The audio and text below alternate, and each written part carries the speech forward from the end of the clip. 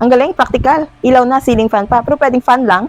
Pwede kaya ilaw lang. Sobrang init ng panahon, talagang bumili ako ng dalawa. Pinalitan ko na yung ilaw sa sala at saka sa garahe. Maliit lang ito, 26 centimeters lang ang kanyang diameter. Sa store na nabilhan ko, meron siyang kasamang extension bulb na pwedeng i-rotate 360 degrees ng angle. Remote control na di baterya at meron din siyang lagayan ng pampabango. Ang dali lang nitong ikabit kasi hindi mo na kailangan mag-install pa ng kung ano-ano. Pwede mo siyang ikabit or i-install lang doon sa mga bulb socket na meron kayo sa bahay ninyo. Favorite feature ko talaga itong remote control niya. For less than 300 pesos, ang dami mo na pwedeng adjust dito sa ceiling fan na to. Meron itong tatlong mode, warm white, natural white, at saka cool white. Lalo ng cool white, talagang liwanag niya, lalo pag gabi.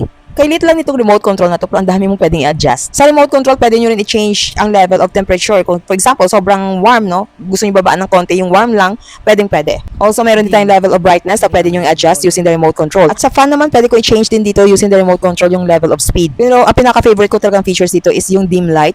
Yung tipong gusto mo nang matulog, pero gusto mo may ilaw, pwede yan by just pressing the blue button dyan no, sa taas. Another feature nitong ilaw na to is yung pwede kang mag-timer kung ilang oras na lang bago siya mag-shutdown. Like for example, after an hour, or after 2 hours, or after 4 hours, mag-shutdown na yung ilaw at saka yung fan. You can just press the button, yung tatlong button na green sa ilalim. Yan, 1 hour, 2 hours, or 4 hours ang setup.